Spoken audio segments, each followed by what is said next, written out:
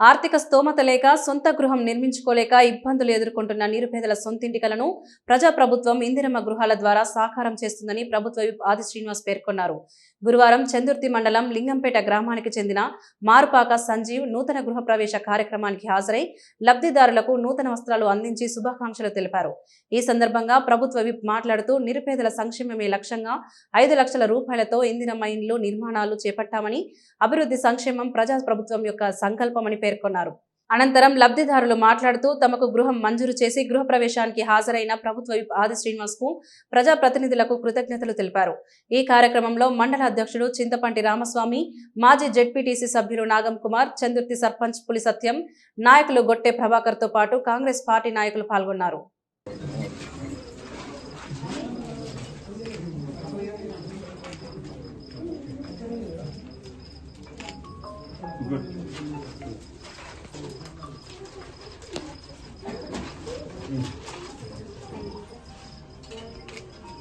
నూతన గృహ ప్రవేశ శుభాకాంక్షలు.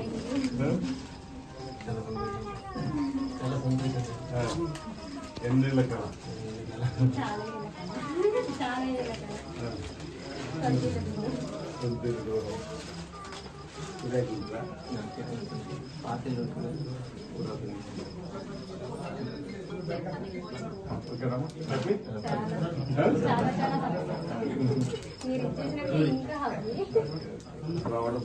ఉన్నప్పుడు చాలా ఇబ్బందులు ఉన్నాయి.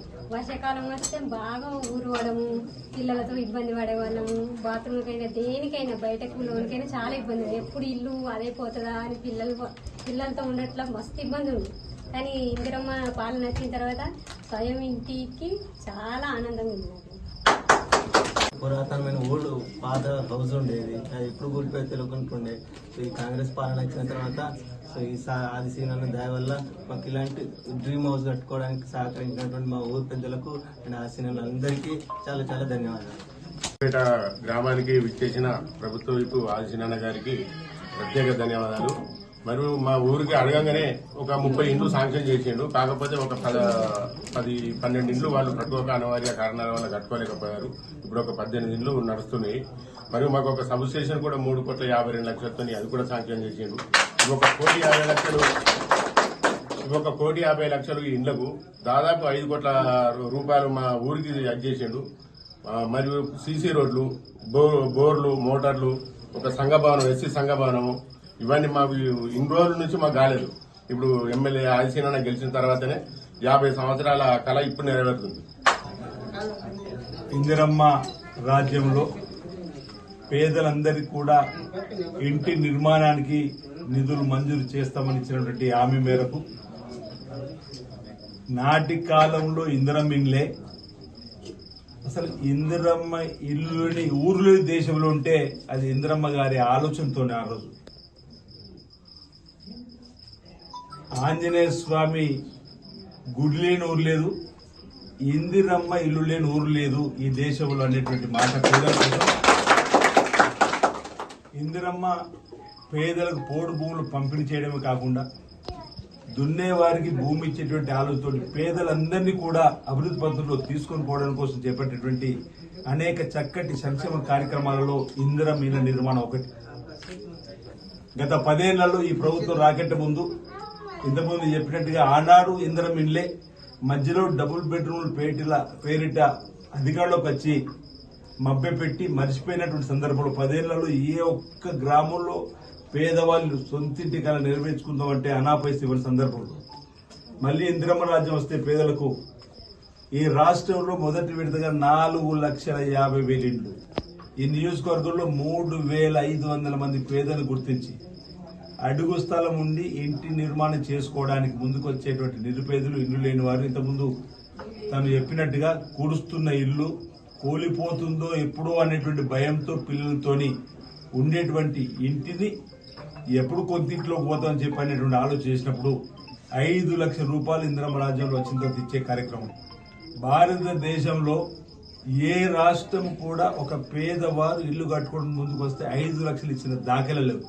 మన రాష్ట్రమే ఇతర రాష్ట్రాలకు మోడల్ అవుతుంది. 5 లక్షలు పేదలకు ఇచ్చే కార్యక్రమం మామూలు అమౌంట్ కాదు. 5 లక్షల రూపాయలు, కొన్ని రాష్ట్రాల్లో 2 లక్షలు అంతకంటే ఎక్కువ ఇస్తలేని రాష్ట్రాలు బయట అయితే ఈరోజు 5 లక్షల పేదలకు ఇండ్లు ఇచ్చి పక్కా గృహం 400 స్క్వేర్ ఫీట్లలో ఈ 5 లక్షలతో నిర్మాణం అయ్యే విధంగా మోడల్ హౌజులు కూడా నిర్మాణం చేశారు. చంద్రుతులు అటు రుద్రంగిరెడ్డి కోనరాపేటలో అటు వేములవాడలో పేదలకు 5 లక్షలతో ఇల్లు ఈ విధంగా నిర్మాణం చేసుకోవచ్చు అని చెప్పాను. లేదు స్వతహాగా ఇంకా కొంతమంది 1 లక్ష 2 లక్షలు కలుపుకుందాం అంటే 600 స్క్వేర్ ఫీట్ లోపల కూడా కట్టుకోవడానికి అనుమతి ఇచ్చి 400 పైన 600 లోపలనే ఈ గృహ నిర్మాణాలకు మంజూరు ఇచ్చినట్టు సందర్భంలో ఇందిరమ్మ ఇండ్ల నిర్మాణం ఊపందుకుంది గ్రామాలు. ఈ ఇందిరమ్మ ఇళ్ల నిర్మాణం ఊపందుకోవడం వల్ల కూలీకి పని దొరికింది, సుతారికి పని దొరికింది, దుకాణదారుడికి పని దొరికింది. సొంతింటి నిర్మాణం చేసుకున్న వారి కళ్ళల్లో ఆనంద బాష్పాలు ఈ రోజు కనిపిస్తున్న వేళ సొంతింటి కళ్ళు నెరవేర్చే పని ఈ రోజు మాట్లాడుతున్నటువంటి ఇది కదా పేదల ప్రభుత్వం, ఇది కదా పేదల కోసం చేసేటువంటి ఆలోచన అనేటువంటిది ఈరోజు ప్రజల్లో వస్తున్న వేళ. ఈరోజు పేదలందరికీ ఐడెంటిటీ కార్డుగా గుర్తింపు కార్డు ఉండేటువంటి రేషన్ కార్డు కూడా అందరికీ అందించి సన్నబియ్య కార్యక్రమం ప్రారంభించి సంపన్నులు తినేటువంటి సన్నబియ్యం కూడా నేను సన్నబియ్యం పథకం ప్రారంభం చేసినాక ఒక గిరిజన కాలనీ అదే అంబేద్కర్ కాలనీకి వెళ్ళినప్పుడు మీలాంటి వాళ్ళు వస్తే పిసిపి పట్టుకుని అప్పటికప్పుడు దుకాణంకి వెళ్ళి 1 కిలో సన్నబియ్యం తీసుకొచ్చి మీకు వండి పెట్టి మీ దొడ్డు బియ్యం తినేవాళ్ళం.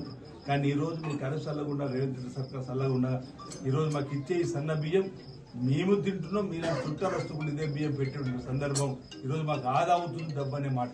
ఇది కూడా దేశంలో 29 రాష్ట్రాలు ఉంటే ఏ రాష్ట్రంలో కూడా సన్న బియ్యం ఇస్తున్నారు, కేవలం తెలంగాణ. ఇది కూడా మోడల్ అయ్యే విధంగా సన్నబియ్య కార్యక్రమం, పేదలందరికీ రేషన్ కార్డులు ఇచ్చే కార్యక్రమం, రైతులందరికీ కూడా రుణమాఫీ చేసినాం. గత ప్రభుత్వం అయితే పావలా ఇచ్చిన సందర్భం. కానీ ఈరోజు 2 లక్షల లోపు 1 టోకెన్లు 25,25,000 కుటుంబాల రైతులకు 20,650 కోట్లు ఒకే దఫా ఇవ్వడం, మళ్ళీ వారికి కొత్తగా రుణాలు పొందేటువంటి